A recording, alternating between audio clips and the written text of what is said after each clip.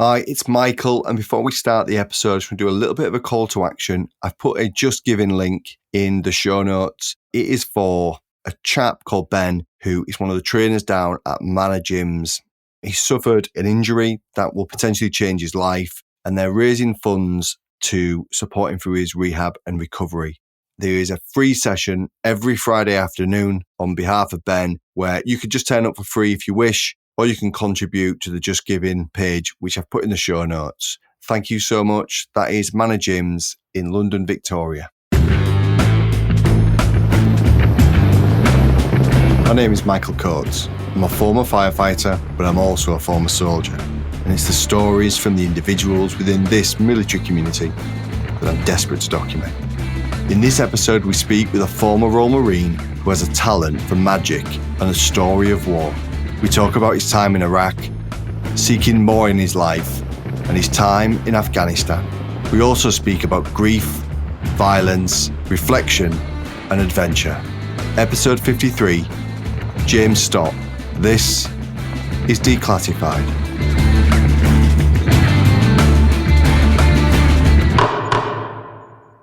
Born in York.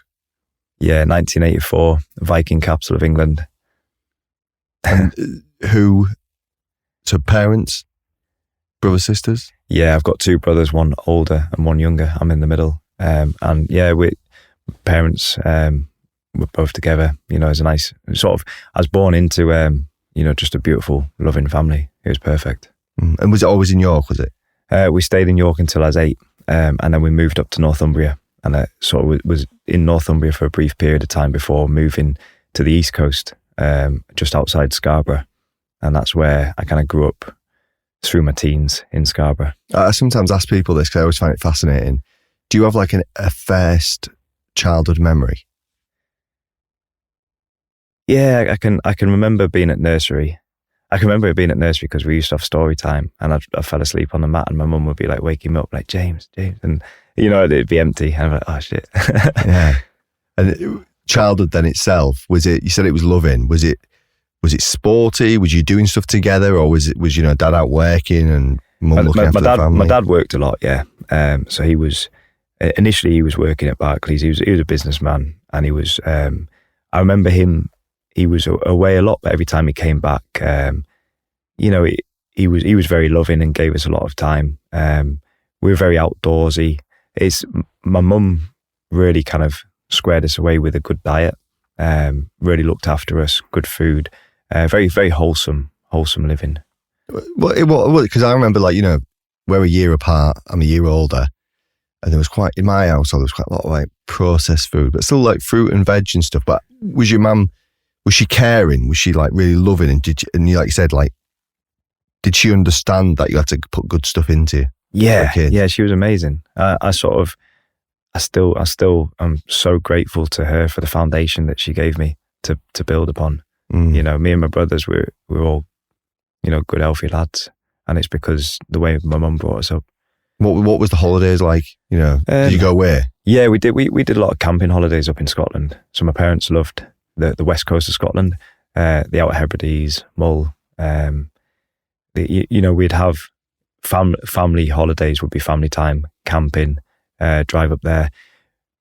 I don't really, we did, occasionally go abroad, but no, normally family holidays were sort of camping in Scotland. Adventurous family stuff. Time. Yeah, out cycling, walking, a lot of walking. My mum loves bird watching, so she'd love going up there to look at that. And yeah, very, lots of, I guess, activities, just trying to give us a good upbringing. The older I get, the more I love watching nature and birds, and how they move and how other birds behave around certain birds. And I think there's a lot of therapeutic kind of activity in that, just looking. Did you spend, you're in Scarborough, you're going up to, do these kind of adventurous holidays. Did you spend a lot of time in nature? Yeah. So where we lived, we're out, I don't know how far it was, maybe 10 miles out of Scarborough, but we were in the fields, the woods, and as I got a little bit older, I was always outdoors, and I had a little air rifle, and I had a little motorbike, and as I got a bit older, I'd sort of fill up my motorbike and just go off adventuring through the woods just for a day, just exploring. How old was you when you had a motorbike? I mean, I would have been, I think I was probably like 14 when I had the motorbike. But before that, I used to, I'd go running up into the woods with my bro. We lived near a river, so I was always in nature, always around water. Yeah. Was you swimming from an early age? Yeah, I really got into swimming. Like, I loved swimming. I used to swim at a club. And yeah, I feel very comfortable in the water. Although recently I've had a few scares because I've pushed it too far, when the water's too cold. And it's, I'm just very, very cautious now of, when you see an island, you're like, oh, I'm going to swim to that island. It's like, maybe put a wetsuit on. That's risk assess. Take a float. Yeah. Yeah. I remember, again, like, because I'm kind of seeing parallels because I used to be always in the North Sea, Hornsea, Bridlington, Scarborough, always as a little kid, in February, well, maybe not February, but March, April, May, I'd be in the water. Yeah. And it's such a good kind of environment to judge risk and understand and appreciate risk. You've already said, like, the motorbikes, being around water. Was there a lot of risk taking? Yeah, 100%. I remember one time when we lived in Northumbria, so I was probably 8 or 9, and I remember I jumped into like real deep water and I had a set of wellies on, and the wellies just filled up with water and took me to the bottom, and I just sank. And I was like, I remember kicking them off and swimming up to the top. But there was a few years on from there, we had a holiday to Spain, and I remember I looked out into the water and I seen my little bro struggling. It was like almost like a double break, and he was struggling. And I think I was 15 by this time, and I swam out and got him and brought him in. But there's been a few times where it's like, yeah, on that edge. You said that your dad used to work for Barclays. What did your mum do? She was a nurse and a midwife, so she switched. I think she was a nurse, and then she went into midwifery, and then when she was having us lot, she kind of eased off, went back into nursing, and went back into midwifery again. Yeah, she sort of flipped between the two, and then when she retired from working in the hospital, she went out to Ghana to teach neonatal care out there because they have a lot of little babies dying and poor hand hygiene. So she went out to teach out there and stuff, like the skills that she learned. She's an awesome midwife. Tell me about you, because you joined I think it must have been the Territorial Army. Yeah. You joined that in 2002. Yeah. Was she keen for you to join that? I think she knew that I was going to go, by this point, she knew that I was going to go into the military. I think it was inevitable. I look back at photos of me, probably the same as you, like as a young lad, wearing a pair of combat trousers. Like I said, I had my air rifle, enjoyed running around, shooting. It was inevitable that I was going to go down that path. So I don't think, she never really said anything. I don't know if I even told her. I might have just said, I've joined. Was you sporty as a kid as well, though? Was there an obvious, like, physical path? Yeah, I loved sort of more adventure stuff like assault courses, or as opposed to, like, I never really got into football, but I enjoyed climbing, running, and sort of more adventurous stuff. So joining the TA, what was the process of that? So this was it's a bit of a weird one, really. So like I was living in Scarborough till about 16, then my parents moved. Again, they moved to the Yorkshire Dales. I stayed in Scarborough, and then 17, just coming on 18, I moved up to Scotland. The initial plan had been like for further education, and when I was up there, I was renting a bedroom in a house. I think initially I was in a shared bedroom in this house in Scotland. It was a bit of a random time. I'm not really sure why I drifted off like that. And I'd been in cadets when I was young. So when I was in Scarborough, I was in the Green Howard cadets. And then I remember a guy telling me about the territorials, saying, oh, it's kind of like cadets, but you're getting paid for it when you're old enough, sort of thing. I was like, it makes sense. So I was on a further education course up in Scotland in Inverness, and I ended up joining I went to look at the Royal Marine Reserves, but their unit wasn't up and running for some reason, and I ended up just joining the Highlanders up there. It's a bit of a sort of random move, really. And then was that full time? I mean, it sounds strange. Was that weekends only, or was it full time. So that was weekends only, and then I did that was in 2002, and then I went into a full-time reserve service, and then I got attached to the Welsh Guards they were based in Cardiff at the time. Do you remember March 2003, February 2003? Do you remember seeing the Iraq kind of, in brackets, invasion? Because you'd have been in then. Yeah. I mean, I said, I can't really remember it. No, I guess I would have known it was going on. Yeah. So was there ever a point then because you deployed in 2004? Yeah. When did you realise that might be a prospect? In 2003 I knew about it because there were lads who had gone out on the first helic who had come back, and I was like, oh, they've earned a bit of cash, got some money saved up. I didn't really understand. I was so naive. And then, did you volunteer to go then? 2004. Yeah, so that was Telic 5, and things were starting to really heat up. Back in the 2000, Telic 3 into 4, now into 5. Did you volunteer? Yeah, I will have done. Send me out there. Let's go see what that's about. Yeah, completely didn't understand what it was. And I went out, deployed out to Basra with the Welsh Guards as a mini-me gunner. Worked on the Snatch Land Rovers a lot as a rear gunner or foot patrols. And I just remember so I was probably 19 at the time. I remember standing, we're based in this little place called Old State Buildings in Basra City Centre, so between the Shah Arab Hotel and Basra Palace. And I just remember just standing there thinking, what am I doing here? What am I doing? And we'd get IDF'd, so indirect fire, Chinese rockets coming in, and you just hear them whistling. It's like, well, where's that going to land? So you're on the river? No, we're in the city centre. Oh, you're right in the centre? Yeah. Right. Yeah.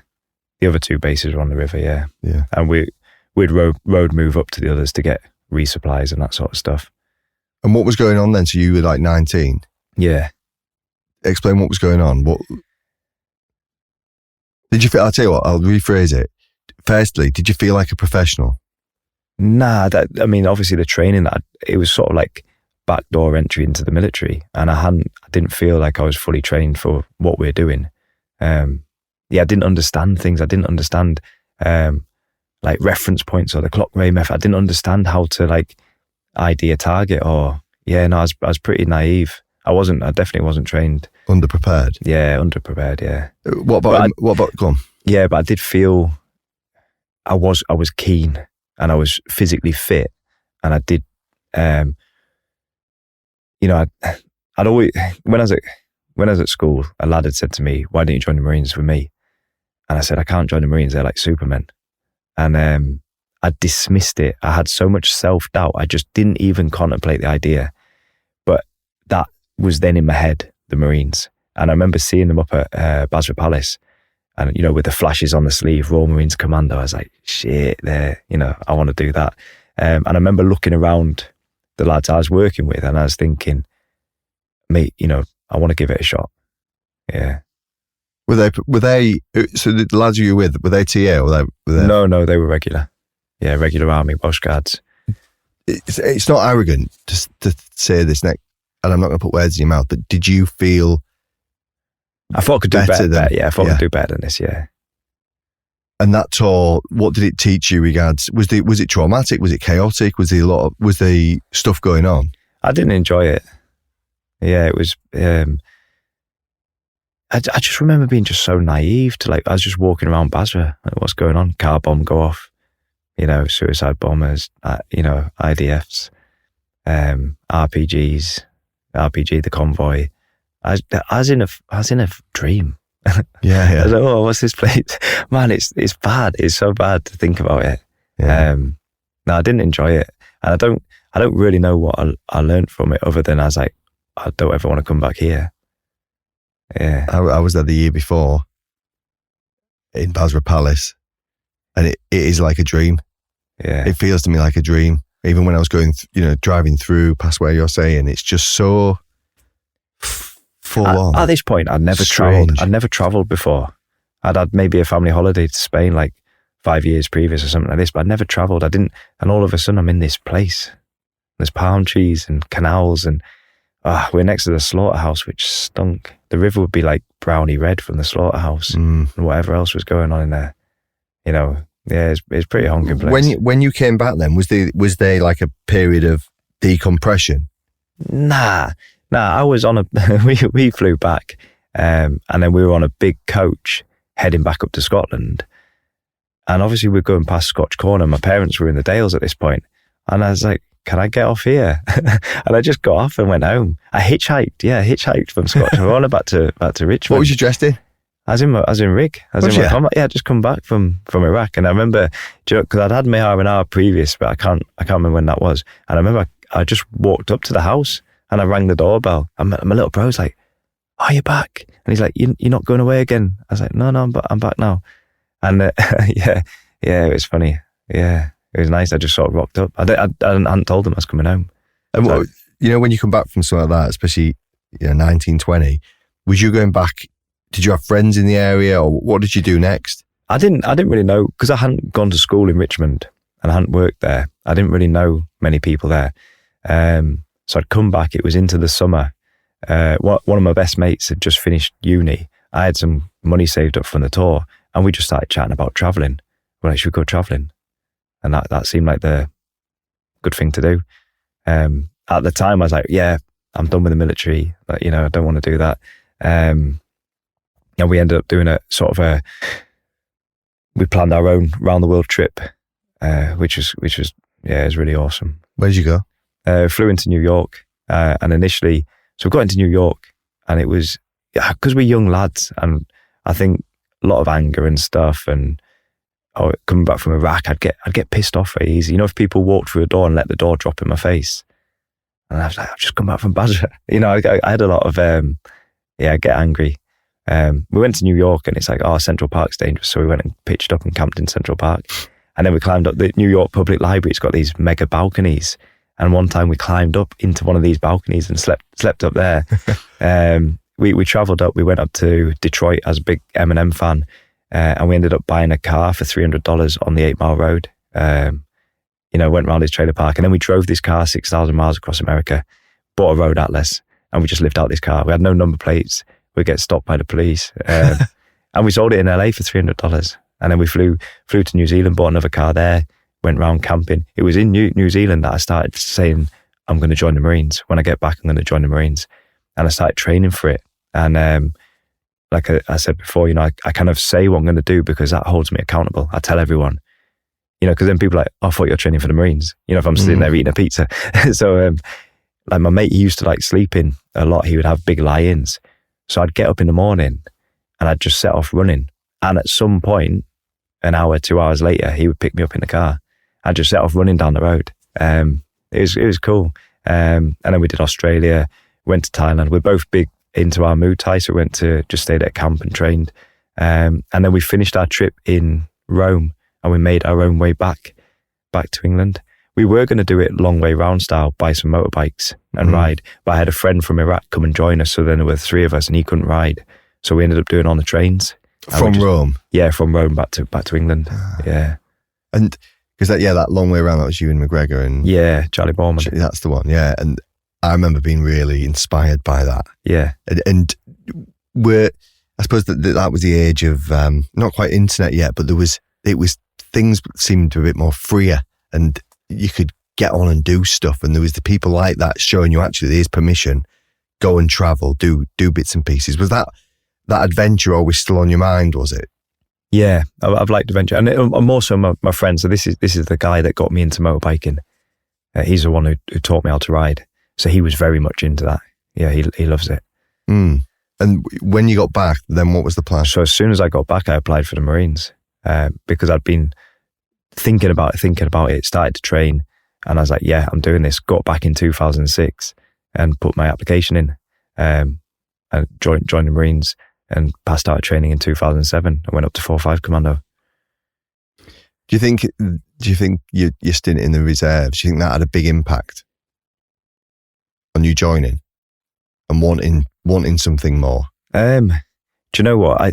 So a lesson learned from that is just go for the thing to start off with. I should have just gone for the Marines. And if I'd failed that, I could have joined the Highlanders or the Welsh Guards or whatever.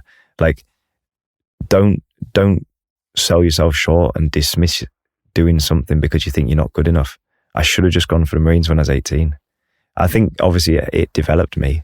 I was very, mate, I think I've only just matured now. I don't know if even if I'm like, it's taken me a long time. Was you 22 when you joined? When I joined the Marines, yeah, 21, 22. Is that because when I joined, I was 16, and it seemed like there's a lot of lads between 16 and 18 joining the army, joining the engineers. You know what I mean? Like, to be a 20-year-old would have had 4 years experience. In the Marines, was there a lot of older lads, or was it young lads, or a mix? I think I sort of had a stint with Army Infantry, and I think you do get a younger lad joining that.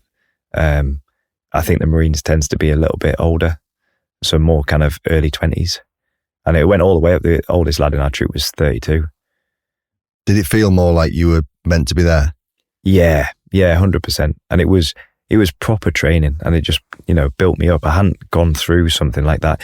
I think that's the only time in my life when I've really felt I've got purpose. I know what I'm doing. Because before, when I was training for the Marines, in my bedroom, I had a poster up of the Marines. I'd go out running and all this. And it was like, I'm going to join the Marines. And if I fail, I'm going to join the Marines. I'm going to get fitter and join it. There was nothing. There was no second option. It was Marines. And I remember at the time, the recruitment advert said 99.99% need not apply. And I remember saying this to this girl's mum. And she said to me, "Oh, what are you going to do when you don't get in?" And I was baffled by it. I was like, no, I'm the 0.01%. Like, there isn't an option of me not getting in. So when I went into, I remember Mum saying to me, just that I looked really well. I was really, I was very physical. I knew what I wanted to do, and it was to get that green lid. And was that a proud moment getting it? Oh, 100%. Yeah. Yeah, it was Mecca. How does it happen? How do you get it? Yeah. Like so, the last bit, like the ceremony or whatever, when do you get presented it? You first get it, you get it to shape it to then get presented after your 30 miler. So the Marines is known as the longest, hardest, most arduous infantry training in the world. It's 32 weeks, which is kind of like 9 months. You get to week 26 and then you go into the commando phase. And then it sort of culminates in the commando tests, and the last one being the 30-mile speed march, sort of run across Dartmoor in a certain time in fighting order. And as you come across, after the 30 miles, as you're coming in, you come over this little bridge, and that's where you finish, and you get presented the green beret. And I knew all the way through that 30 mile, because we'd been given our berets to shape so that they didn't look like a bag of shit on our head, and we'd put our names in them. And I was like, there's a green lid there with my name in it, and I'm going to go get it. I'm not stopping. Yeah, so I was... 2008, you deployed to Afghan. Yeah. That's Telic 5. What was the feeling? On Herrick 9, yeah. Oh, Herrick 9, beg your pardon. Yeah. Was the feeling different? I think, yeah, because what's happened here now is I've joined the Marines, and it's been gradual build up of the same thing, of a repetition of go into battle to fight through an enemy position and to keep fighting. And you go through training, and initially you're going through the moves, you're going through formations, you fight through a position, then you're doing it with blank rounds, then you're doing it with live rounds, then you're doing your PDT, which is your pre-deployment training. This is now Afghan specific. Okay, we're going to take this compound, and it's building up and up and up. Live firing again, you're shooting, you're training, you're honing all these skills. Then you've had these specific skills, then you get out there and you're in Bastion, and they go, okay, this is the threats that we're dealing with. Then you're deployed out to your forward operating base or your OP. And it's been this gradual build-up all the way. You haven't just gone, what happened with Iraq is I'd literally gone from being a naive little lad to being in Basra City Centre with a mini-me. And then with the Marines, I'd joined the Marines with intention of I am going to be a Royal Marines Commando. I've gone through this gradual progression. So by the time I'm now out in Afghan, fight through enemy position. It's like, it wasn't a shock. This is what we've been building up to. Was that what you were doing? Was you fighting? Yeah. It was very kinetic. I was at a place called Fob Gibraltar, and it was Yeah, a lot of fighting. Yeah. What would a day in the life be like? So we rolled it on. It was a 5-day rotation. So 5 days patrolling on the ground, and then 5 days doing guard on the camp. So the camp was a small fortified compound with little gun turrets on the corners, basically. North wall was like where the main enemy threat was, and we had like grenade machine gun, the heavy machine gun, and the GPMG up there, and then GPMGs on other corners. And it was, so there was never like a day, we never had a down day. It was 5 days on guard like that, rotating through those positions, and then 5 days out on the ground, dominating, taking ground. Like pretty much, because you're in a fixed location, there's only X amount of directions you can go from the FOB. So they started IED belting us. So they know that we're only going to go that way or that way. So they just put IEDs everywhere. And then it's just always, you're just always advancing. So then maybe we'd go out in the night, with the cover of darkness, and sit up in a stream somewhere in a wadi and wait until day. And then we'd hit them, or coming from somewhere, they'd be like, whoa, how did they get there? Just throw them off a little bit. And when you say IDs and ID belts, is that, so you're saying, and what was the impact of that? As in the psychological and the physical impact of having IDs? I went out as an advanced party, and we took over from 2 para. So I went out patrolling with the lads there, and I was very much aware that there's bombs in the ground. So I was like watching the bloke's footsteps in front of me. So I'm like making sure I stood exactly where he stood. I'm checking my arcs. It's red hot. I've, guns in the shoulder. I'm like, I'm good to go. And it's not sustainable. It's fatiguing. I was exhausted. And it's like, you just got to take it on the chin and just kind of swallow it and go, if it happens, it happens. Because you can't operate at that level of anxiety, that tension, like watching everything, it's look at the, if it happens, it happens. Yeah. Are you in, even when you're in the FOB, or on guard, or are you in a kind of a heightened level all the time? I think you kind of answered it. Does that environment allow you to settle? And just Nah, we had no downtime. No, it was hard. I think it was hard work. It was hard. I found it hard graft. And were lads getting injured? Yeah, like literally like the second week into the tour, we went out, and oh man, it was a bit nuts. I was kind of like the sergeant's runner. I had a 51mm mortar that I carried in my day sack with some bombs, and I'd done like another medic course, like an FA1, FA2. I'd done this, so I was kind of like troop medic, sergeant's runner kind of guy. We'd gone out on patrol, we'd sort of gone firm on a compound, and then as we set off from this compound, the sergeant was like, actually, switch me around with this other lad. We walked around this corner, and this other lad stood on a, like maybe an anti-personnel mine, and blew his leg off. And it's just one of those, like literally as we'd set off, the sergeant had pulled me back, so it's one of them like, so he got blown up in front of me, and then helped treat him on the ground. That was like in the second week, I think. So like we were getting hit, we were taking casualties right from the start, really. Who replaces those lads when they get medevaced out? Yeah, you get young lads straight out of training who are coming as BCRs, battlefield casualty replacements, who were filling those gaps. Because we were sort of on demand, really. That's why we didn't have any time to have a day off, because there wasn't many of us in that. The main aim for us in that location was to intercept enemy fighters who were trying to go up to Sangin. So it was just to kind of give Sangin a bit of relief. So we were engaging there, trying to scrap them before they went up to Sangin. Was it important then? You said on Telic in Iraq, you didn't know and you didn't understand. Was it important then on Herrick that you did understand that what your job was? Yeah, you need to sort of know what you're doing and why you're doing it. But still, it's like, it's such a blinkered view of what's going on. So my job is to engage enemy fighters here. That's it. But I still didn't understand the big picture. I still don't understand it now. I'm very naive to the whole conflict. I started disagreeing with things. It felt a bit jack. In what way? If you're born in Afghan, like, if I was in Afghan, I'd be the Taliban. Yeah. Like you would be. It's, I don't know, it sounded weird. I started having these, I don't know, it's just strange, isn't it? Well, it's empathy, isn't it? Yeah. I had a similar conversation with a mate of mine a few years ago who's Irish. And I said, if the working class lad from Leeds joins the British Army, the working class lad from Belfast who's Catholic joins the IRA. And he was like, no. I said, yeah, it's exactly what happens. People are just people. They're the same lad. Yeah. They're just born in a different place. Yeah, that's it, yeah. And I felt it was a bit jack, especially for the farmers and that sort of stuff, for the locals. They're just caught up in this mess. You know, they don't want to, it's not as simple as goodies and baddies, which is what I thought it was. But it's not that simple. Nothing in life's that simple. Especially in conflict like that. Can you tell us a bit about New Year's Eve?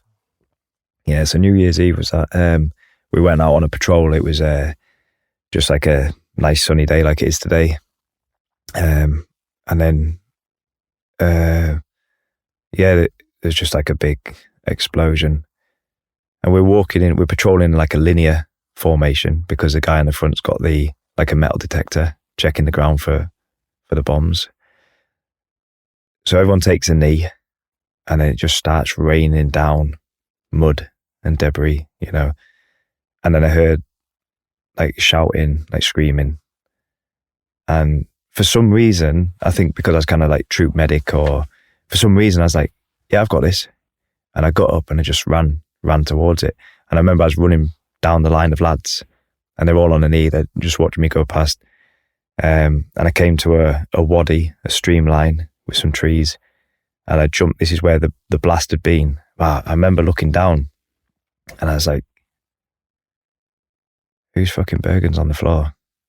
It looked like a Bergen with a helmet on it. And I was like, it's one of the lads. Jumped over this stream to the other guy who was maybe 10 meters out into this open field. And he had been fragged up, just had bits of his arms missing. And so I put a tourniquet on. And he's looking at me. And he's like, am I going to be all right, sort of thing? I'm like, yeah, man, it's cool. He's like, well, why have you put a tourniquet on? And I was like, you know, so I started bandaging his arm up and came under quite intense enemy fire then. And I just put my back to the enemy to kind of protect us with, in my head, I was protecting us with the back plate that I was wearing, which is probably the size of an A4 piece of paper. But in my head, I was like, I'll shield us with that. And I had to get this bandage wrapped up because I knew that if I started dragging him out of that area, it would snag and he'd come undone. So I got that fastened up, got a grip of him, and I ran backwards, dragging him. I jumped down into the stream and I held his head out of water and I gave him morphine, banged the morphine in his leg. And then I got a few lads to pass him up to me. I climbed out the other side and we were carrying him. There was me, there was a mini-me gunner, and then there was a Navy medic and an interpreter who were both quite small lads.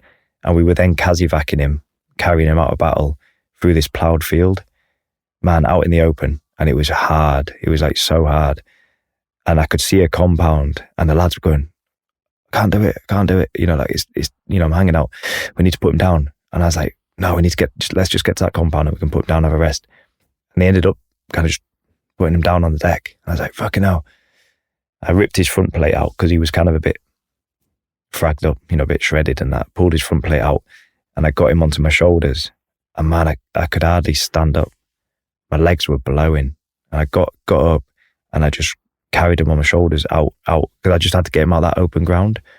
Got round the edge of this compound wall and I seen two Afghan National Army lads just watching me. I was like, get over here, you know, give me a hand with this. And we weren't that far out of the base.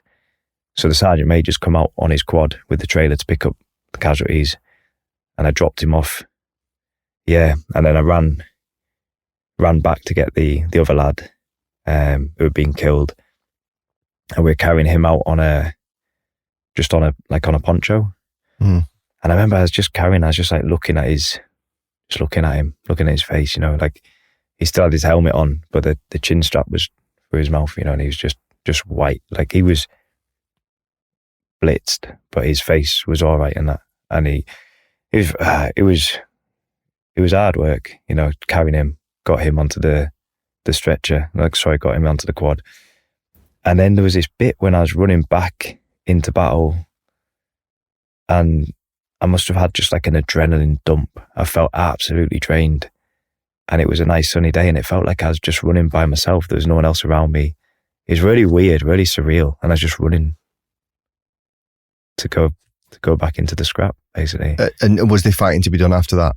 Yeah, Did you carry on fighting? we were pulling back though. We pulled back because we weren't that far from out of the fob, and we had to get that lad Casivac'd out. Had to call in a helo.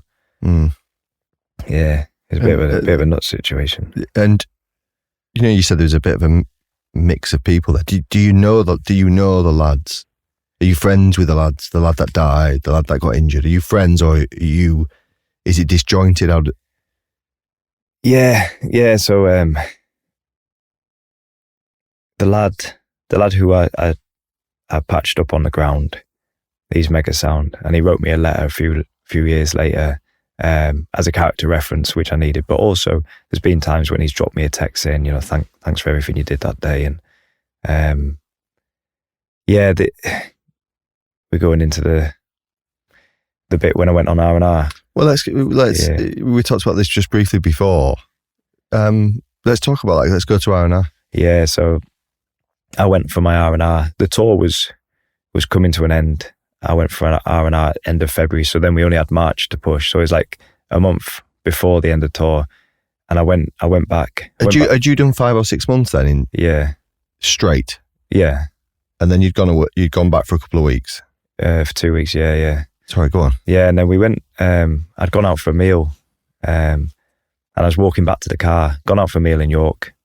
Again, it's really weird because you've gone from a war zone, like from having scrapping sort of every day. I remember when we came back, because we'd flown out the compound. Oh man, it's nuts because before that we'd had another 2 KIA, and I remember taking one of the, like, literally we're taking the weapons, their weapons. The 2 lads that died. Yeah, 2 lads that died, and we had like clinical waste bags and stuff, taking it back to Bastion. And I remember I saw my corporal from training who was an armourer, and I was giving him this weapon, which was still, you know, still had a bullet in the chamber, essentially, still made ready with a round. And I was giving it to him, and I remember like looking at him saying, "You never said it was going to be like this." You know, I was like, "Oh, this is hard work." Managed to get this like a last minute flight back to the UK. They're like, there's a flight going, and we were stinking, you know, a fucking beautiful moustache, you know. And we jumped on this flight, so I hadn't like washed any of my clothes, and we ended up back in the UK, and then we managed to get on a train, just me and some lads from the northeast heading back on this train. We got some tinnies, and like mega rough, stinking still. Yeah, we just come straight out of the fob, and we hadn't had time to turn around. Like no haircuts, not, you know. And I remember my little bro came to meet me at the train station. As we passed through a station, I was like, "Mate, come home with me." And literally just got on the train and came back with me. But yeah, I'd gone out for a meal at the end. A few days later, is it? Yeah, well, kind of at the end of my R&R, really. And I was walking back to the car. It's sort of late on at night, and there was 6 lads, and they started chatting to me, and it seemed all right. And I was like, "You all right, lads?" And honestly, like, my guard was down. I was like, "I'm back home. I was born in the city of York. I'm back home. I'm safe."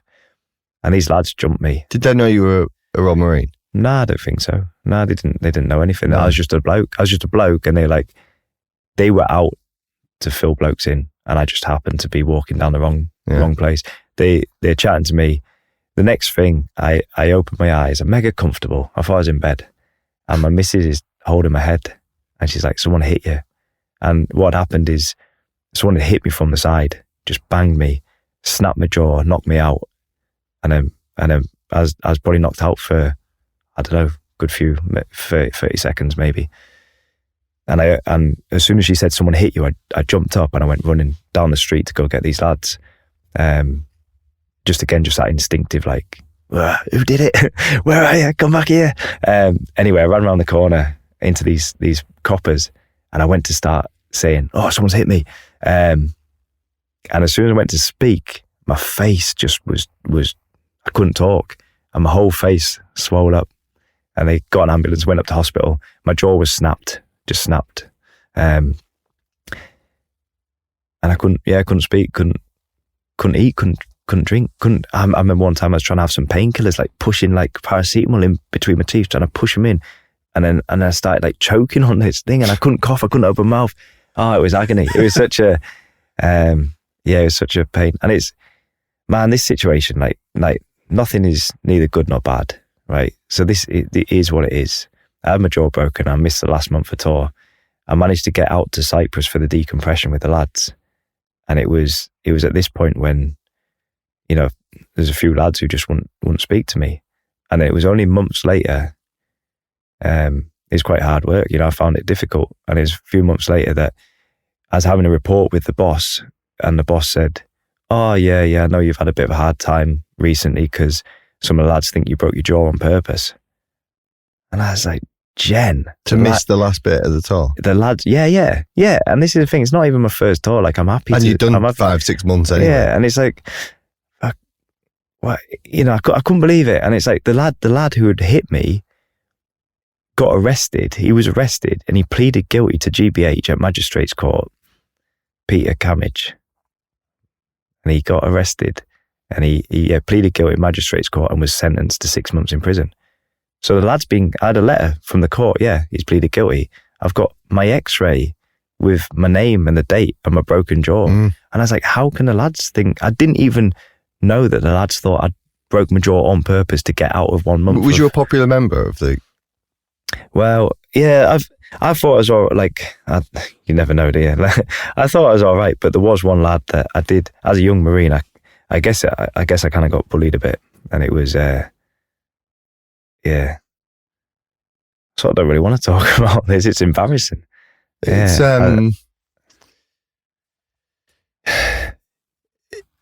other people's ego that can dictate how they behave towards other people as well. And I'll frame it. You were going to get written up for what you did on that day, where you put your body in between the Taliban and the lad who you dragged out. You Kazivaked.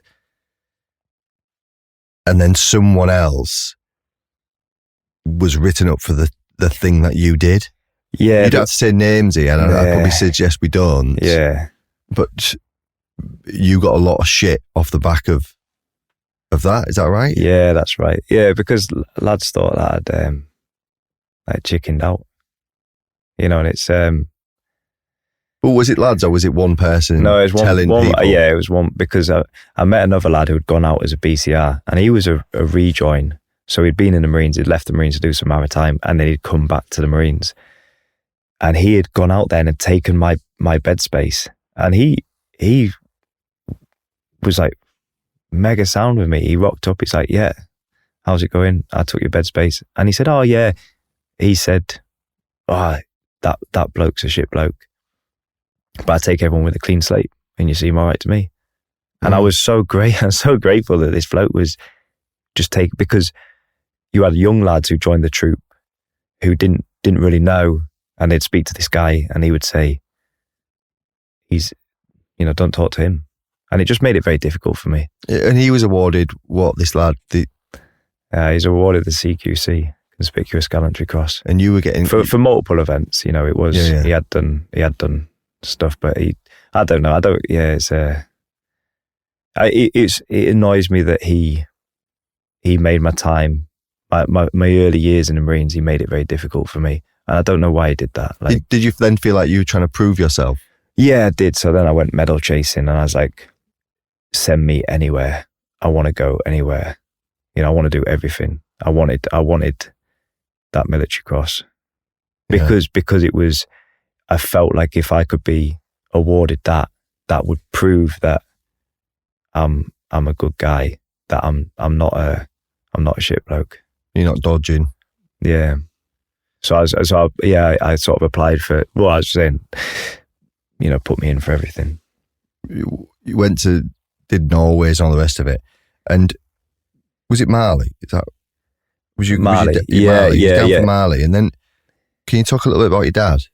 So yeah, I'd come back from Norway. This is in 2013. So after that tour in 2013, I sort of identified, at the time I had a preference to go PTI, physical training instructor. And I'd also looked at like the medical side of things because I'd enjoyed doing the med practice, and out on tour, I'd gotten involved with a few casualties. And I thought, here's something that I'm good at that offers value to the lads, and it sort of gives me purpose. So I'd gone on to do like a Royal Marines medic. I became a Royal Marines medic. And then I'd been drafted because I'd done a couple of Norways. I went out to do like an advanced Arctic warfare instructors course or something like that, where you do tactical advisor and ski instructor. And I'd come back from Norway. This was 2013. Come back from Norway, and I had a phone call from my mum, and she's like, "Hey, how's it going? Your dad's poorly. Your dad's not very well." Something. And like, as soon as she was saying those, it was almost like I knew what she was going to say. As soon as she started saying that, I was like, and I just packed a day sack, drove back home, and sort of saw. So I was like, okay, what's the crack? And my dad's like, yeah, I've got cancer.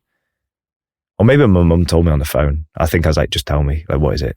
Like, I knew it was cancer. My dad was a champion smoker. So it's like, but yeah, I was due to deploy to Mali, Africa. And before I went, I'd come back to camp. Before I went, I touched base with the sergeant major, and he saw that there was something up, and he's like, "What's the matter?" And I said, my dad's not very well." And I kind of wobbled a little bit. Do you know, my sergeant major had lost his dad, a few years, and I think he could see what was going on. And he said, "Before you leave this camp, touch base with welfare." And the welfare office is obviously this guy on camp who's there to look after the lads, but no one goes down to see him really, because there's a stigma attached. Essentially, if you're going to see him, you can't cope with something. So it's got this stigma attached. So I've never been down to welfare. So I was like, yeah, I'll touch base with him. And I went down to this guy's office, and I walked in his office and kind of tried to like literally just start off with, "I'm okay. The crack is my dad's not well," And as I went in his office, I just broke down. And they said, "What we're going to do is we're going to hold you back from this next deployment, and sort of you can go home on compassionate leave. We're going to send this other lad." I was a little bit kind of gutted because I wanted to do stuff, but I was also very grateful to. That's what I needed. I needed to go home and be with my family. Was you with him? My dad, yeah. It was again something that I found was like super difficult talking about up until the start of this year, when a guy kind of said, "Look, you need to deal with this stuff because it's too heavy to carry it." It's been 9 years, I think. It's too heavy to be carrying this all, and it's acceptance essentially, isn't it? But yeah, me and my brothers and my mum, we helped my dad as he died, and I found it like the hardest thing that I've been through, and that changed my perception on life. Did you say goodbye to him? Yeah. I never told him I loved him, and I told him I loved him then. That same year, you got into trouble with the police. Yeah. How did that come about? That was just the end of the year. I was out in town and I was going home. I was making my way home, and I walked around the corner of a building, and I saw one lad getting, in a scrap with several other lads. Essentially, he was going to the ground and he was going to get filled in. And I'd just come round the corner as it was kicking off. And I just made that split second decision again, without the luxury of time. That guy needs help. And I ran over, I hit the first guy, got involved with the other lads, and sort of, again, just neutralised that enemy threat, as it were. And the police came, and I explained what happened, and they said, yeah, go back to camp. And the next morning, the sergeant major said, yeah, the police want to take a statement. So I went down to the police station, and they're like, "Oh, just come this way, Mr. Stott." Took me in a room and said, "Right, we're arresting you for GBH." And what had you done? So the guy that I hit, I broke his jaw. And it was, everything was on CCTV, and I gave a statement, says, yeah, I did, I hit that guy, But you could see it on the CCTV. These guys were. It turned out later on that these guys had been specifically asked to leave town by a copper because they'd been acting aggressively, trying to goad other males into a fight. So these young local lads were calling blokes out. They've called one bloke out who's actually then started fighting back. So they've started having a scrap, and these lads have then got involved. So you've got one guy on 4 basically, and it's literally seconds after this that I've walked around the corner, being confronted with a situation where you've got one bloke who's going to get beat up by 4 lads. There's no bouncers, there's no police. It's like, well, it's got to be me. I've got to step up to the mark and help him. Hindsight a little bit before we move on, but do you still feel that was the right decision? Yeah, you never know. He was getting filled in, wasn't he? He was getting battered. Yeah. I'd definitely probably put a little bit more thought into it if I saw that situation again. And part of me would maybe leave it. It's none of my business. And it's, what if I then get banged out again? Or what if I then get charged for GBH and I get sent down or something? It's not, I'm a lot more cautious now, a lot more aware, and just. Had you been drinking? I'd been drinking that night, yeah. But not mega, like. Yeah, you weren't like hammered. Nah. The months that went on, because this went on for quite a long time, like the best 10. I was on bail for 10 months. Was it a stress? Yeah, so it pissed me off because I didn't tell my mum that I was in trouble.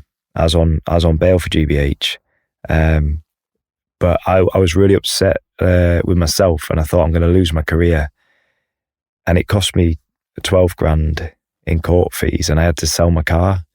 And because I sold my car, I couldn't go home to see my mum. And that year we'd lost my dad, and it's like I wanted to be there I'd said to my dad that I'll look after the family, and then I had to sell my car, and it was, I wanted just to say to the CPS, like, you don't understand what you're doing.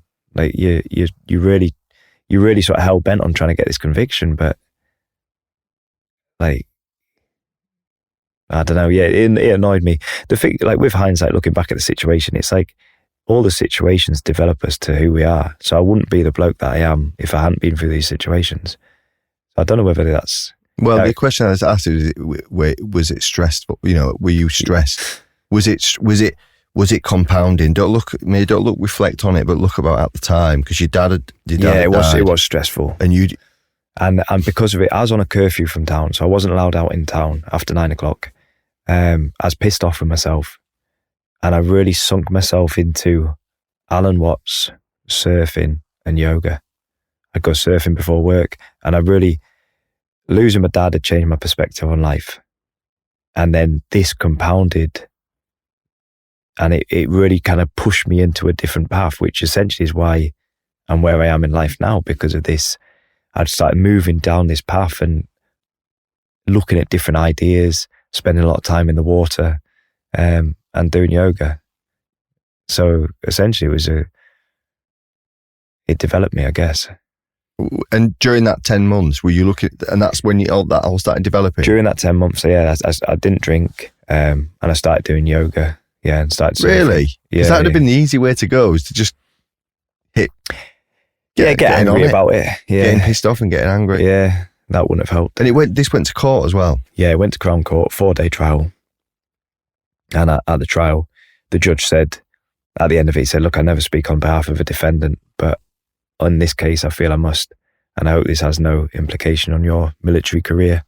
He said, this shouldn't have come this far. This was defense of another. You made a split-second decision to go and save that bloke, essentially. Yeah.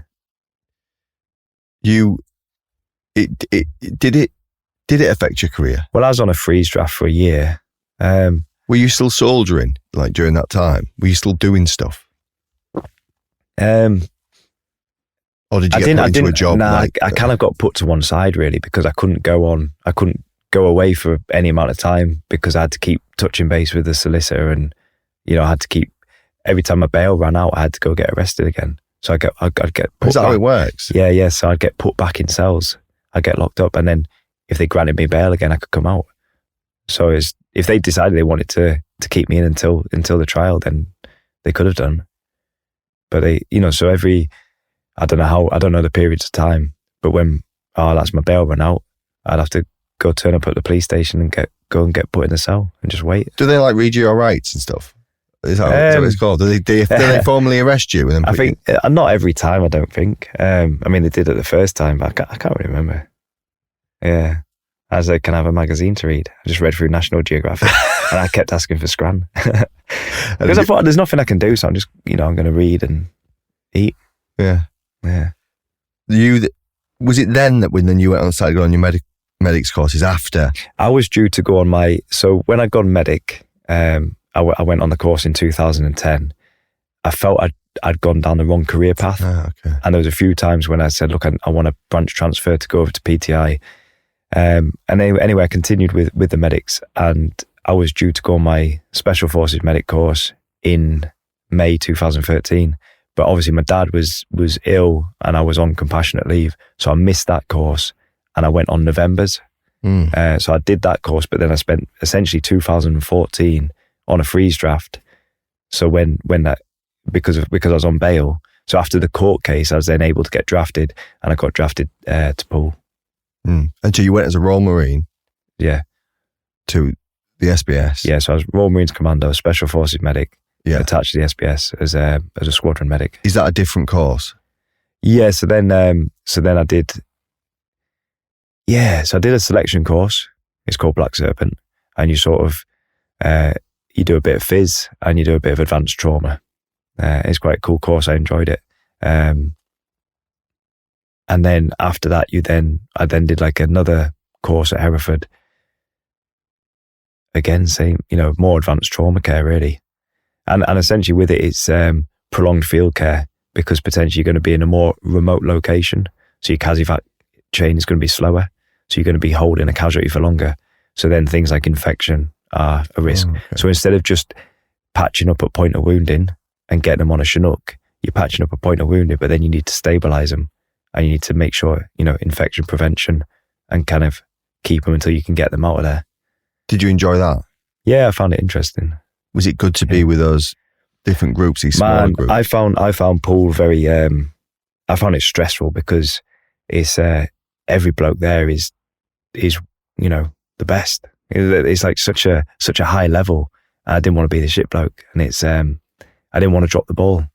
It's very fast moving, fluid organisation. I'm very grateful that I had a stint of time there working alongside those guys. I think they're hoofing. Did you know lads from when you were? Yeah, there were lads that I knew who had gone through that selection with them operators.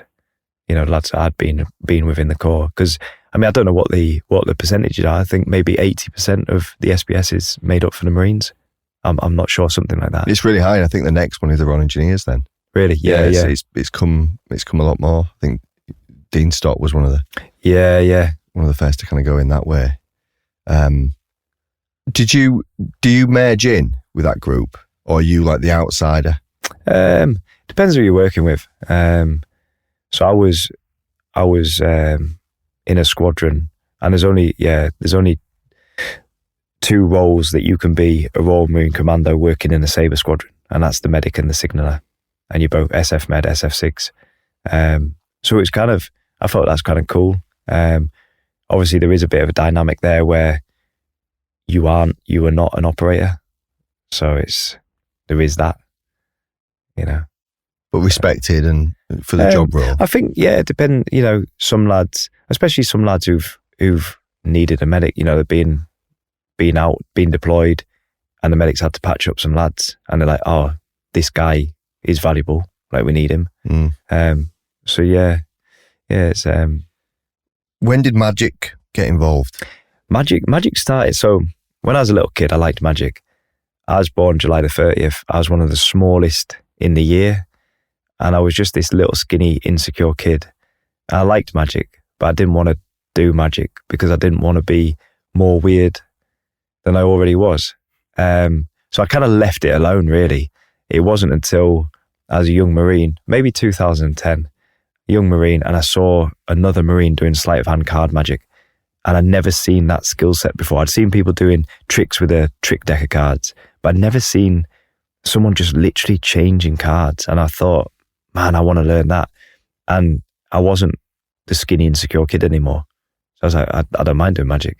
But I got into it, and then I'd come out of it again. Then I'd get into it. I'd have a pack of cards on the windowsill, and every now and then I'd pick them up and start shuffling them, cutting them, just working on. And then it got to a point where I'd say to the guys, hey, check this out. I'd start doing tricks for the lads. And this was kind of woven through my career. And as the years went on, I guess I naturally progressed with the magic. So by the time I was at Poole, I'd done a few military gigs where, charity dinner in the officers' mess, Christmas parties. Hey, can you that magic you do, can you come and do some around the tables? I remember working at an officers' mess, as a Lance Jack in my Lovitz, going round the tables, doing this magic for the officers. And I was like, this is pretty cool. So it'd always kind of been there. But I mean, especially at Poole, the things that I loved, surfing and magic, were put on the back burner because it's such a busy place, so busy. And that's what I craved. I craved that freedom and flexibility. So when I left the military, I kitted out my Surf Shack van, and I was like, I'm going to do surfing, I'm going to do magic. And I was able to say yes to everything. So anyone who asked me to do magic, I got involved with Bremont, and I just started doing, the same circles that you've moved in, with Woody, with like Foxy and Srudart, Bremont, like the bike shed. Just these are awesome circles, and I've kind of, moved from doing a bit of magic, and it's been awesome. Yeah, it's been. What level are you at? Because level of magic. Yeah, I mean, you're. The last time I saw you was at a Bremont event in Greenwich. Yeah, and it was fucking good. I was staring at the cards, thinking, what the hell is going on here? Nice, that's good. And where are you at? Well, are you where you want to be? Is it your career? Yeah, it has been, and it's been sort of full time for the last, say, 5 years, and I'm now at the point where this is my last year performing. I need a different primary focus. So I've hit a lot of struggles recently. The magic's been awesome, and it's taken me to different places. I've performed to some, I've performed to like so many people, like amazing people, like Harrison Ford, like fucking. It's crazy. It's crazy. On Britain's Got Talent. Yes, and I did Britain's Got Talent. So I've done all my close-up stuff. I've done mega nice events, and I've done lads events down at S-Bomb with Invictus Motorbike Club, their Christmas party. I've done like rougher events and very, very beautiful events. I've performed to some awesome people, and I've taken it on TV. I've taken it to Italy on TV. Me and my bro performed out there on national TV. Done Britain's Got Talent, big danger stage magic. So I'm ready just to kind of put it to one side for the moment and literally just take on another primary focus. I need to get my teeth into something else.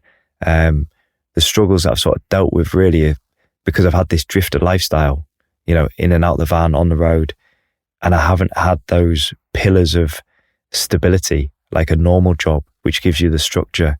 And that's what I've found tricky. I'm drifting too much, and I need to. So the magic gives you. I don't know if it's not stability. The magic's giving you this purpose and this, perfecting and performing. Yeah, and you've taken it to. But you don't want to be a drifter anymore. I want a family. I want to settle down. Essentially, what I came to the conclusion that I need to just build a home and train on a regular basis. Have a normal job for a little bit. I want to literally do a normal job. I want to work in a coffee shop so that I'm out of the house, I'm out of my head on a regular basis. Every morning I'm going to a place of work that's social and simple, so I can almost access this state of boredom, which will allow me to be more creative because I've got some things in the pipeline, in the well-being world, that I want to move into the wellness space. And I'm formulating these ideas, and I need to just have something to be going through. So I've got this just consistent structure. day-to-day life and have consistency with my training and with my meals and all that, instead of like eating on the road, living on the road, in and out of the van. And I want to have a family. So I just need to settle in a place first and do that. I think I'll come back to magic, but also I put a lot of self-inflicted pressure. So I'll be putting on my suit and almost I'm hitting some mental block where I feel like I can't do this because I'm putting all this pressure on myself. If I'm performing at someone's wedding and they've booked me for their special day, if I mess it up, I feel like I'm going to ruin their day. It's got to be awesome. And it's, I put a lot of pressure on myself with it. I before we'd ever met, I'd seen you on social media. I must have seen you on social media, and that's got its own, what's the word? Kind of viewpoint. You're actually, the things I've seen recently, you're very open about good and bad on social media. But I would see you as this big, strong man. But before we went to record, you've said you feel like a scared boy quite a lot. Yeah, well, I said that scared little boy is still in me at my core. Yeah. No matter what the exterior looks like. I mean, I'm definitely a lot more comfortable than I used to be.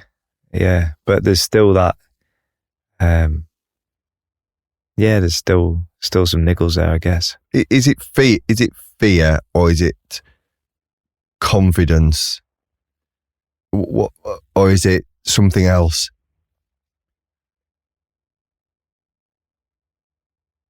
I don't know. You stopped drinking in 2020. Yeah. Why did you stop drinking? So that was on New Year. Every time New Year comes round, I have a little think back to the Afghan incident. I think about it a lot anyway, but obviously I think about it then. And I'd been drinking, and it sort of sent me off on a little bit of a spiral. And I ended up, after that, I'd spoke to a guy, Sam Sheriff, who set Reorg up. And he spoke to me on the phone, and he'd messaged me saying, "You all right?" I was like, yeah, I'm all right. And then he rang me and he's like, "Don't say you're all right if you're not all right." And he sort of debriefed me a little bit, and he said, had you been drinking at the time when you had this little bit? And I said, yeah. And he sort of said, "Drink does nothing for you." And I felt so embarrassed, and I really respect him. And I said, okay, cool. And right there, I just made this decision. I don't drink anymore. And it wasn't like, I'm going to stop drinking. It was literally, I don't drink anymore. And it was part of my identity. And I think it sort of made it easy. Like, I've got no interest. And the longer it's gone on, so it's been like a year and a half now, I'm almost a bit negative towards drinking. I'm not interested in it at all. I don't think I'll go back to drinking. Is identity important? You know, you didn't quite feel right in the Territorial Army. You then felt like a Royal Marine.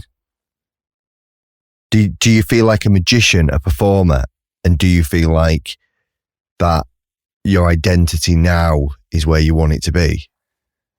No, I'd say it's not. You know, I'm not where I want to be, because I don't want to be drifting. I think identity is important, definitely. I definitely identified as a Marine, and I loved it. And I think that's one thing, when you leave, you're sort of losing an identity. I never really got fully behind the magic. It was almost like I enjoyed doing it, and it was almost like a bit of a channel, a bit of escapism through magic that I hadn't noticed. When I left in 2016, I worked at an outdoor centre place in the French Pyrenees, and groups would come out and do climbing and kayaking and hiking.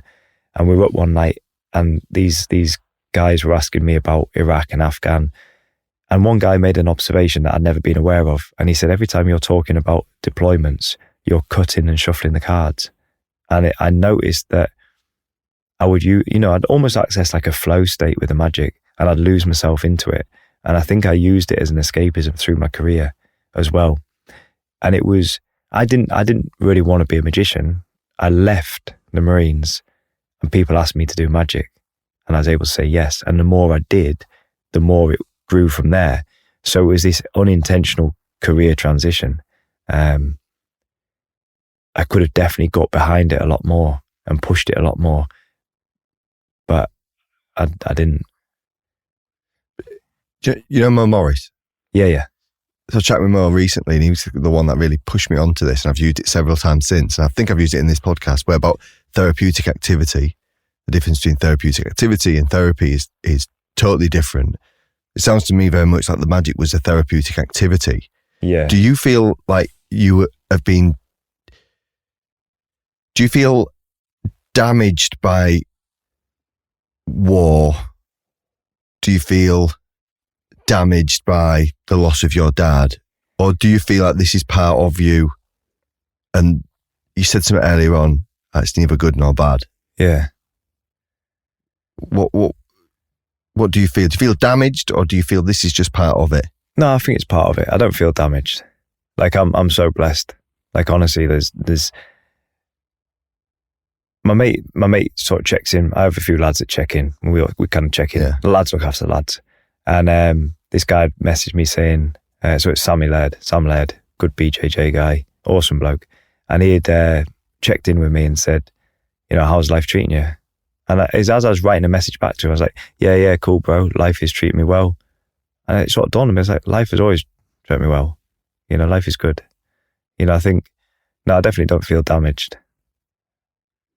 Do you feel like you carry anything with you? Yeah, there's, like I mentioned before we started recording, I noticed that I have got, let's just say this pain at my core that I think is war pain.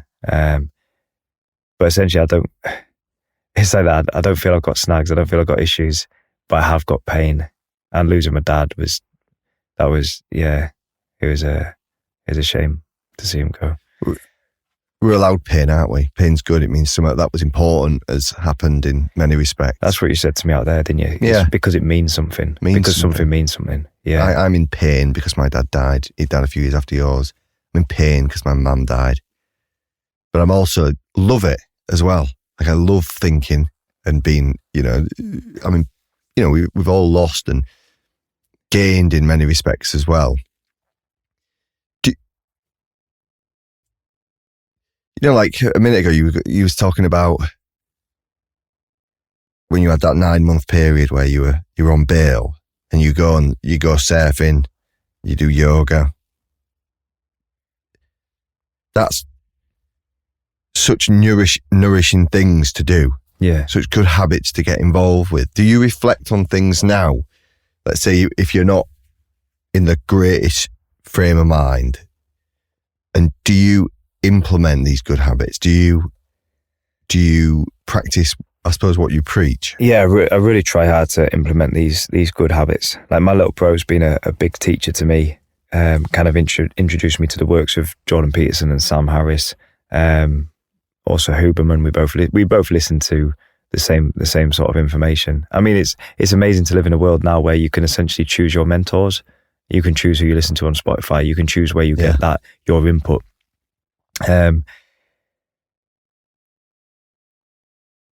So like I try and practice daily, implement daily things, daily habits that are beneficial.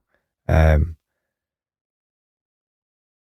mentioned to you before, someone said to me that they're coping mechanisms. I'm not actually dealing with the cause of the struggle.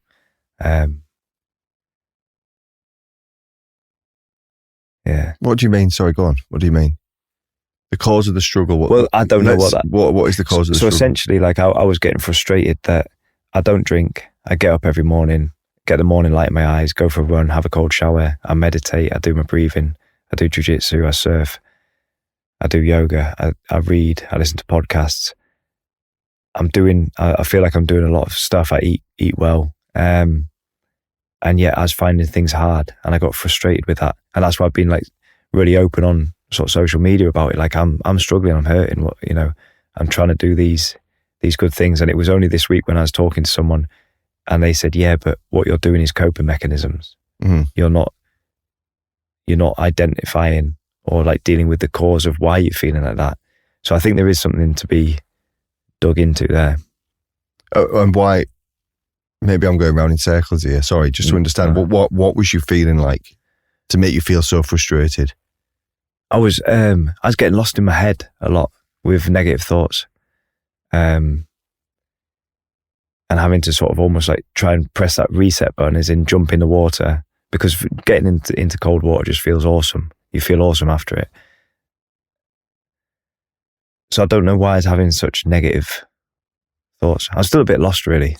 Yeah. Like I said, this lifestyle that I've kind of lived for the last 5 years, drifting a little bit, it's not great. You know, I need to have some stability. And I think, again, so my dad had bought a camper van to go on holiday with my mum the year that he died.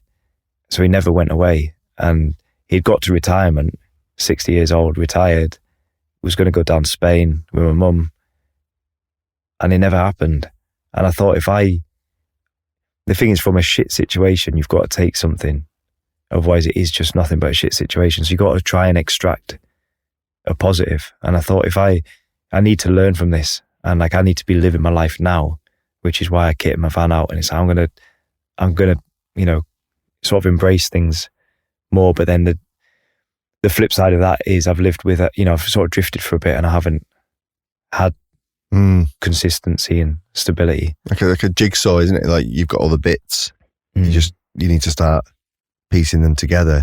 And actually we do, and it's a good example, mate. You're so open as well, and so you like wear your heart on your sleeve and say it as it is, and not hold it back. Like the ego's gone, or the ego's not toxic.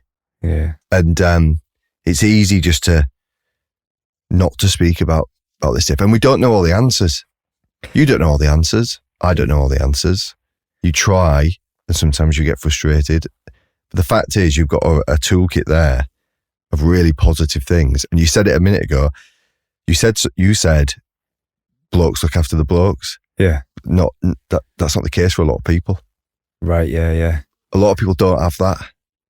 That in itself is unbelievable. That's what I wanted to put out there, because it was at the time of the Distinguished Gentleman's Ride, and I was really struggling. And I'm looking at these statistics: 125 lads a week are killing themselves. Like, so many people are hurting, and I'm like, we need to do something about it. The world has never been a more accepting place for blokes to talk, and they're still not talking. Talking's not the answer. It's action. Blokes need things to do. So I wanted to put together those things. Like, if me and you went for a run through the woods, we'd feel good from it. If we then combined that with a dip in the river, and then had a coffee, and then put some music on and had a little chat, we'd feel awesome. And you could do all that in half an hour. And I sort of want, like, almost this immediate action plan. When you are feeling shit and you're struggling to get out of bed, it's like, implement these things, do this. And you could do that on a regular basis, every Saturday morning, half an hour, just to help keep you good. And then implement all the other things around your life. Like, don't be sitting up all night drinking, eating a pizza, you know, just having bad habits. You know, I see a lot of people say, I'm struggling with this. I'm struggling with getting good sleep or something. It's like, but are you trying to get good sleep? You're falling asleep on the sofa watching the TV on your phone. You know, you're not trying to get good sleep. You're not doing turning screens off, turning lights off, having a bit of breathing, doing a breathing practice, having a stretch. You know, it's sometimes as well, like, action is one thing, but sometimes people have to hear someone needs to give them permission to do something. This is what I often find. Someone needs to give someone permission. So hearing you today, for example, talk about not settling for second best, like going for the number one thing, for example. Might be a young lad or a young girl listening to this going, you know what, I'm going to not settle for that, and I'm going to push. So sometimes permission giving is really important. Education's really important. Like, then following a role model. Oh, right, okay, they do it like this. They do it like that. And then the action then comes off the back of that. Like, it's inspiration, is it? You know, like, inspiration without action, is that inspiration? I don't know. I'm not sure. What's next? We've talked about what you want, but what's next for you? So, me and my little bro, we're doing these motorbike adventures, called the Motor Vikings, and essentially we're trying to find purpose through adventure. So we sort of identified that we're struggling, a bit lost. So it's like, we need to have something, we need to have a purpose. And essentially, initially, like, it was just for ourselves. Let's take the things that we enjoy doing, like the motorbikes, the outdoor adventure lifestyle. My brother's a history academic, and I've got the magic. So let's ride from this place to this place, living on the bikes. And along the way, my brother's going to talk about the history of the route, and I'm going to perform magic to the people that we meet. And then we thought, if we're doing this, let's just film it and make these adventure documentaries. So at the moment, we're editing documentaries. We did a trip last September through the Alps, and it's a sort of east to west crossing, riding back in time, starting with the Italian-Austro-Hungarian border, the Via Ferratas, the tunnels in the Italian Alps. We found a showcase in there. It was awesome, this awesome place. But talking about essentially these 3 prominent points in the Alps where soldiers have come over the mountains, and then me as a soldier going back to these locations. I'm a little brother telling me about this is what happened here. This is what was going on. We then went over to the St. Bernard's Pass where Napoleon brought his men over, and then we went right over to the west. So going back in time as well, to Hannibal, when Hannibal attacked Rome with his war elephants, and he took these war elephants up this gully. Man, it was mental. So we had that Alps trip in September. We've just come back from Greece, where we were looking at ancient Greece. We spent 2 weeks living on the bikes. We could have done so much more. There's so much out there. And go into these, it's mad because you go into a geographical location where mythical characters went to. So I was telling you about, we went to the Necromancy and the Temple of the Dead where Odysseus went to. Now Odysseus is a mythical character from the Odyssey in some of the earliest literature in the world, but he went to this location. It's in the, man, it's amazing. It's crazy. And then it sort of dawned us that we were going to these places where people before us had gone to find direction, and we were sort of going back, and it's, asking the spirits of the underworld. But the same way that, I said to you before, my dad said to me, like, you, even though I'm gone, you can still ask me, because you can still, even if someone isn't here anymore, you can still pose a question to them, and you know how they would respond, you know what they would say. So they're kind of part of you. So it's editing these documentaries. For me, I want to move to the Southwest, and I want to move into the wellness space. So there's a couple of things that I want to kind of get going. One, putting this toolkit out there. So for people that are struggling, it's like, come on. And I want to instigate that, and push it out there. Struggling, like, let's go, let's do these things. And let's, so go for a run, dip in a river, have a coffee with a mate, but almost I'll do it online as well. So on a Saturday morning, I'll have a virtual coffee and kind of create a group and try and get this going. But I want to create as well, like, a check-in service. I don't know how it was for when you left the military. When I left, I've never heard from them. And essentially I gave my life to the military. I want to create a check-in. How many service leavers have we got each month? I'll start with the Marines first, but literally me just ringing the lads up. If they want it, first of all, thank you for your service. Secondly, how's your sleep? Are you keeping on top of fizz? How's your relationships? What's your drinking like? How are you getting on? Have you found work? And on the first year of coming out of the military, sort of check in quarterly, and then maybe years 2 and 3 every 6 months, and sort of create almost like this check-in service. I feel like there's a gap where you've got a lot of military charities here, and you've got lads leaving here, people leaving the military here. Now, I was never at a place where I wanted to pick the phone up to Rock to Recovery and say, I need some help. They have helped me in the past, but I never wanted to pick that phone up. But I'm struggling, but it's not this bad, but still I need something. So I want to fill that gap. If that makes sense. Yeah, no, it makes perfect sense. Yeah. I think it's good. I think you are a good role model to people, mate, and people, you will impact people, and you will never even speak to them, and you'll never see them. Social media, these videos you're putting together, the being around you in person, mate. Thank you so much, and we will leave it there. Thank you. Thanks for having me on.